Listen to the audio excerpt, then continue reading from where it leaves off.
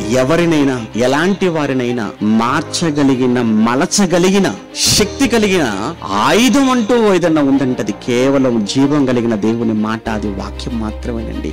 ఈ వాక్యం ఎంత గొప్పదో, ఎంత శ్రేష్టమైనదో ఒకప్పుడు అర్థం చేసుకున్న భక్తులు వాళ్ళు రాసినటువంటి మాటలు మనం చదువుతున్నప్పుడు నిజంగా వాక్యం ఇంత గొప్పదిగా వాళ్ళకి అర్థమైతే మనకెందుకు అర్థం కాలేకపోతుంది వాక్యం? ఆ రోజు వాళ్ళు వాక్యాన్ని ఎంత గొప్పగా మాట్లాడారో, వాక్యాన్ని దేనితో పోల్చి మాట్లాడారో కొన్ని మాటలు చదువుతున్నప్పుడు బైబిల్లో, ఈ రోజు మనకు వాక్యం అంటే నీరసం, వాక్యం అంటే విలువ లేకపోవటం, వాక్యం వినాలన్నా, చదవాలన్నా, చెప్పాలన్నా, మాట్లాడాలన్నా ఎందుకు నీకు నీరసం?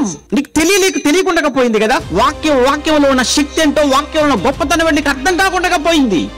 ఎప్పుడైతే నీకు వాక్యం విలువ తెలియదో, వాక్యాన్ని ఎప్పుడైతే నువ్వు నిర్లక్ష్య పెడతావో, అక్కడ నుంచి సమాజంలో జరిగే పరిణామాలన్నీ ఇంతే ఉంటాయి. ఇంకా చెప్పాలి అంటే ఇంతకన్నా భయంకరంగా చూస్తాం మనం.